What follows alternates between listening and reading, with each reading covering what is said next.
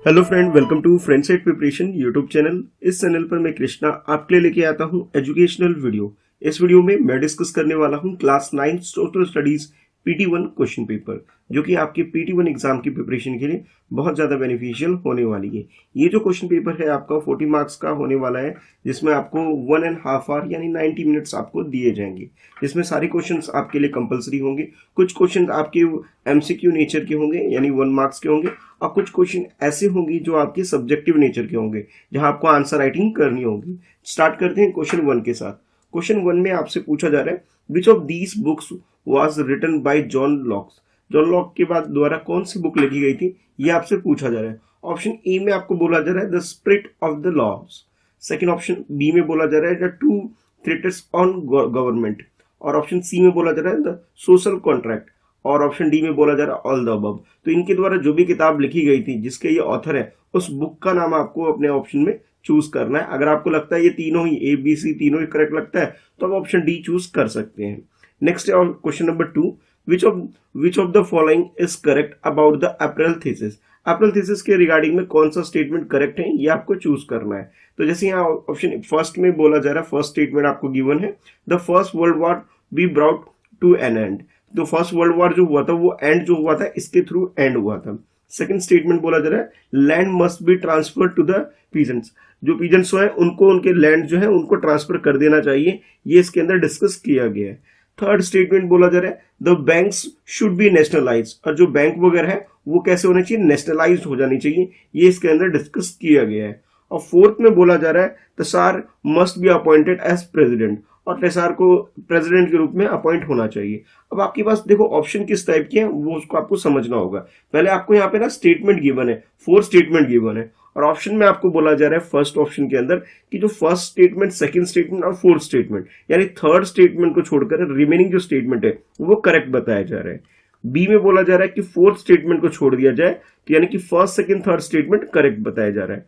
और option C में बोला जा रहा है कि सेकंड एंड थर्ड स्टेटमेंट जो है वो करेक्ट बताया जा रहा है। और ऑप्शन डी में जो आपको बोला जा रहा है कि सारे statement first second third fourth all correct है, तो आप ऑप्शन डी लगा सकते हैं। इसलिए स्टेटमेंट को अच्छे से पढ़ना, उसके बाद ही अपने आंसर को चूज करना। जल्दबाजी में रहोगे तो इस क्वेश्चन का आंसर गलत किया जा सकता है, इसलिए आपको ठीक से अटेम्प्ट करना है क्वेश्चन को रीड करके। नेक्स्ट है क्वेश्चन नंबर 3, बीघा एंड गुथा आर। अब ये बीघा और गुंथा क्या होता है उसके बारे में आपसे पूछा जा रहा है। ऑप्शन ए में बोला जा रहा है the types of village house. Village में जो घर वगैरह होते हैं उसके टाइप्स आप गुंथा और बीघा को बोल सकते हो।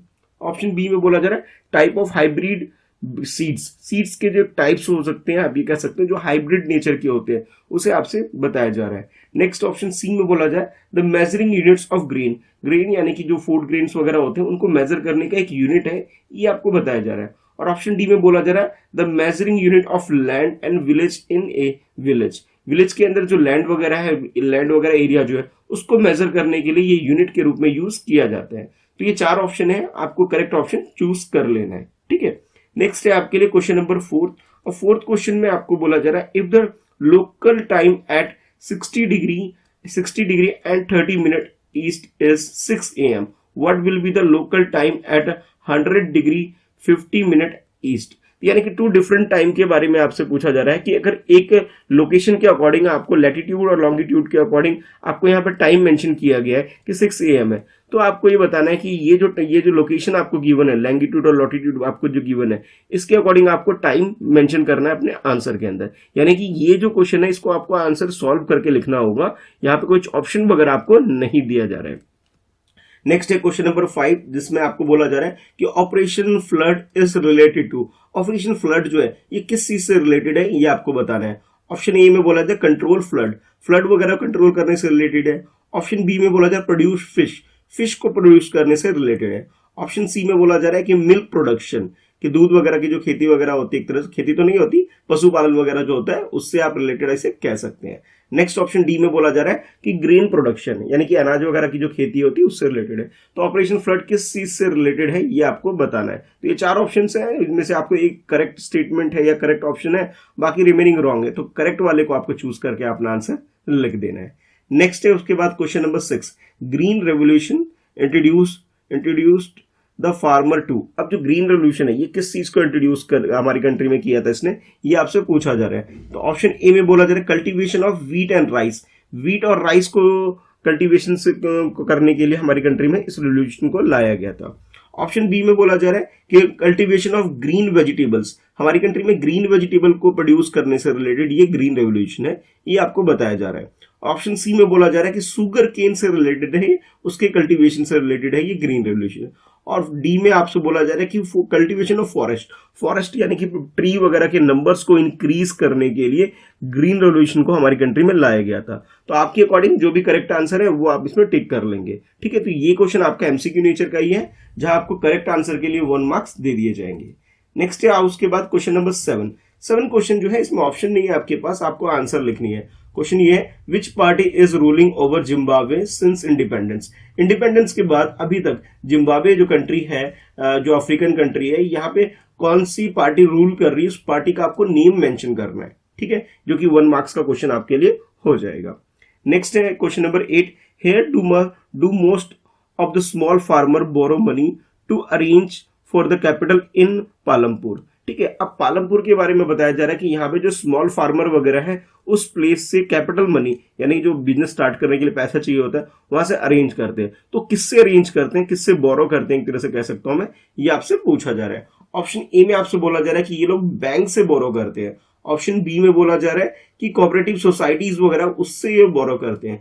ऑप्शन सी में बोला जा रहा है कि विलेज मनी लेंडर, कि गांव वगैरह में जो लेंडर्स वगैरह होते हैं उनसे ये लोग मनी बोरो वगैरह कर रहे हैं।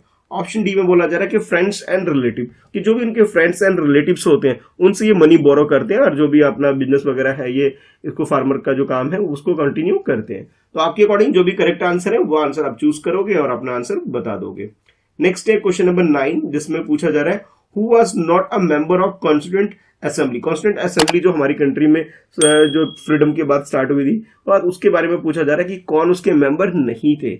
ऑप्शन ए में बोला जा रहा है कि पंडित जवाहरलाल नेहरू जो है वो इसके मेंबर नहीं थे। देखो यहाँ पे एक वर्ड है नॉट, नॉट को आपको ध्यान में रखना है। नो पूछा गया है, जो मेंबर नहीं है। जल्दबाजी में हम लोग क्या करते हैं कि जो मेंबर है उस पर टिक लगा देते हैं, इस चीज का आपको ध्यान रखना है। तो जवाहरलाल नेहरू पहली फर्स्ट ऑप्शन है आपके पास। सेकंड ऑप्शन में बोला जा रहा है कि B R Ambedkar, doctor B R Ambedkar.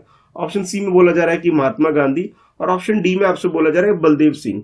तो इनमें से जो मेंबर नहीं थे वो आप टिक करेंगे। ठीक है, जब हमारे कॉन्स्टिट्यूशन को फॉर्म किया जा रहा था उस टाइम के बारे में आपको बताना है। तो सिविक्स के बुक में आपने ये सब चीजें पढ़ रखी होगी। नेक्स्ट है उसके बाद क्वेश्चन नंबर 10, और 10th क्वेश्चन में आपसे पूछा जा रहा है the tropic of cancer passes through. जो ट्रॉपिक ऑफ कैंसर जो ज्योग्राफी के अंदर आपने पढ़ा हुआ है कि ये जो किस जगह से पास करता है, इसके बारे में आपसे क्वेश्चन पूछा जा रहा है। क्वेश्चन कुछ इस टाइप से है, the tropic of cancer pass through which one of the following group is not correct. आपको बताने कौन सा ग्रुप इसमें नॉट करेक्ट है, यानी कि 3 स्टेटमेंट तो राइट वाले, एक स्टेटमेंट या एक ऑप्शन आपका रॉन्ग वाला है। तो आपका जो रॉन्ग वाला जो ऑप्शन है वो आपको चूज करना है। क्यों? क्योंकि इसमें क्वेश्चन में ही बोला गया नॉट करेक्ट चूज करिए। तो ऑप्शन ए में बोला जा रहा है कि राजस्थान, गुजरात और मध्य प्रदेश, यहां से ये पास नहीं करता है। ठीक है, ये बोला जा रहा है। नेक्स्ट बोला जा रहा है छत्तीसगढ़, झारखंड, वेस्ट बंगाल, उड़ीसा, इन स्टेट से ये पास नहीं करता है। और ऑप्शन सी में बोला जा रहा है कि छत्तीसगढ़, त्रिपुरा एंड मिजोरम से पास नहीं करता। और ऑप्शन डी में बोला जा रहा है कि त्रिपुरा, उड़ीसा एंड हरियाणा से पास नहीं करता। देखो ट्रॉपिक ऑफ कैंसर की बात की जा रही है, हरियाणा तो बहुत ऊपर है, हरियाणा तो इसके अंदर आ ही नहीं पाएगा। एक तो ये ऑप्शन बन सकता है, बाकी आप लोग चूज करो बेस्ट आंसर क्या हो सकता है, उसके अकॉर्डिंग अपना आंसर यहाँ पे लिख दोगे। ध्यान रखना नॉट करेक्ट यानी कि रॉन्ग आंसर आपको चूज करना है इसके अंदर। ठीक है, अच्छा इसके बाद नेक्स्ट है आपके लिए क्वेश्चन नंबर 11 क्वेश्चन आपका आंसर राइटिंग वाला है। यहाँ पे कोई ऑप्शन आपको नहीं दिया जा रहा है। Which longitude represent the standard meridian of India. हमारी कंट्री को मेजर टाइमिंग को जो टाइम जो उनको मेजर करने के लिए किस लॉन्गिट्यूड को एक बेस बनाया गया, कोई एक स्टैंडर्ड लॉन्गिट्यूड हमारी कंट्री का क्या है, ये आपसे पूछा जा रहा है। ठीक है, उस प्लेस का नाम मेंशन कर सकते हो और प्लेस के अलावा जो भी लॉन्गिट्यूड लॉटिट्यूड है, ठीक है, ये आप इस अपने क्वेश्चन के आंसर में मेंशन कर सकते हो। ये क्वेश्चन आपका 1 मार्क्स का हो जाएगा। नेक्स्ट है उसके बाद question number 12, explain the significance of India's eminent position in the Indian Ocean. Indian Ocean जो कि हमारी कंट्री के नीचे वाला जो एरिया है, साउथ वाला जो एरिया, इधर जो एरिया बन के आता है सारा, ठीक है, इस एरिया के बारे में पूछ रहा है कि हमारी इसके अंदर क्या इंपॉर्टेंस है, क्या सिग्निफिकेंस है इंडिया का रोल इस पोजीशन में, इस एरिया में, इसके बारे में आपको बताना है। देखो ये जो क्वेश्चन है आपका, ये 2 मार्क्स का है, तो आप एटलीस्ट 2 और मोर देन 2 पॉइंट्स आप जरूर लिखना अपने आंसर को सपोर्ट करने के लिए, ठीक है। अच्छा, इसके बाद नेक्स्ट है क्वेश्चन नंबर 13 क्वेश्चन जो है इसमें पूछा जा रहा है कि name the Indian state which share border with Pakistan. Pakistan जो कि हमारा नेबर कंट्री है, इसके साथ जो बॉर्डर शेयर करता है, उन स्टेट्स के नेम आपको मेंशन करना है। अगर ऊपर से स्टार्ट करोगे तो JNK वाला जो एरिया है, यानी कि जम्मू और कश्मीर, ये इसको टच करता है। उसके बाद आपका पंजाब वाला एरिया हो गया, फिर राजस्थान वाला एरिया हो गया, फिर गुजरात वाला एरिया हो गया, यानी कि जो हमारे जो वेस्टर्न पार्ट है जो हमारी कंट्री का, उस वाले एरिया से उनके स्टेट्स के नाम आपको इसके अंदर मेंशन कर देना है। तो 2 मार्क्स का क्वेश्चन है, 4 स्टेट है, हाफ मार्क्स का आपका ये हो जाएगा आंसर। नेक्स्ट है उसके बाद 14 question, what were the main changes about by the Bolsheviks immediately after the October revolution. अक्टूबर के अंदर जो फ्रीडम स्ट्रगल मूवमेंट जब चल रही थी, उस टाइम जो अक्टूबर रिवॉल्यूशन आया था, उसके अंदर क्या क्या चेंजेस आए थे, वो चेंजेस आपको इस क्वेश्चन के अंदर उसके आंसर के रूप में आपको यहाँ पे लिख देना है। नेक्स्ट है क्वेश्चन नंबर 15 क्वेश्चन में पूछा रहा है what are the factors of production. किसी भी मैन्युफैक्चरिंग हब में या फैक्ट्री में प्रोडक्शन के लिए क्या क्या फैक्टर्स होते हैं, उन फैक्टर्स के नेम आपको मेंशन करना है। तो 2 मार्क्स का क्वेश्चन है, एटलीस्ट 2 फैक्टर तो आप लिखोगे। मैं तो कहूंगा आप 4 फैक्टर्स लिखो, ताकि अगर हाफ मार्क्स के भी अगर फैक्टर्स के पॉइंट्स वाइज अगर मार्क्स मिल रहे हैं तो आपको ये पूरे मार्क्स मिल जाए। 4 फैक्टर लिखोगे तब जाके आपको ये जो 2 मार्क्स है ये आपको मिल जाएंगे। यानी ध्यान रहे, इसके अंदर आपको 4 पॉइंट्स लिखने होंगे। नेक्स्ट है आपके पास क्वेश्चन नंबर 16, और ये जो क्वेश्चन है आपका 4 मार्क्स का है, यानी कि ये लॉन्ग आंसर टाइप का क्वेश्चन है, जिसे आपको एक्सप्लेन करके अच्छे से डिटेल में लिखना होगा। क्वेश्चन पढ़ लेते हैं एक बार। Is it good to elect a president और प्राइम मिनिस्टर फॉर लाइफ, और is it better to hold regular election after every 5 year, give reason. आपसे रीजन पूछा जा रहा है कि अगर हमारी कंट्री में प्रेसिडेंट, जो भी आप रिसेंटली अभी जानते हो हमारी कंट्री में 15 प्रेसिडेंट का इलेक्शन हुआ है, और फर्स्ट ट्राइबल वुमेन को आप कह सकते हो हमारी कंट्री में प्रेसिडेंट बनाया गया। चलो कमेंट में इसका नाम बताओ तो अभी लेटेस्ट प्रेसिडेंट हमारी कंट्री के कौन है, ठीक है। आपको मालूम ही होगा कि अभी लेटेस्ट एक लेडी को प्रेसिडेंट बनाया गया हमारी कंट्री में, ठीक है। वो कौन है, उनका नाम मुझे कमेंट में बताना, ठीक है। अच्छा, क्वेश्चन पे आते हैं। क्वेश्चन में पूछा जा रहा है कि अगर हमारी कंट्री में जैसे प्रेसिडेंट को और प्राइम मिनिस्टर को इलेक्ट किया जाता है, इलेक्शन होता है, तो आपके अकॉर्डिंग क्या होना चाहिए कि उनको एक बार बना दो और जब तक वो उनकी लाइफ है, जब तक वो जिंदा है, तब तक वो प्राइम मिनिस्टर या प्रेसिडेंट बने रहे।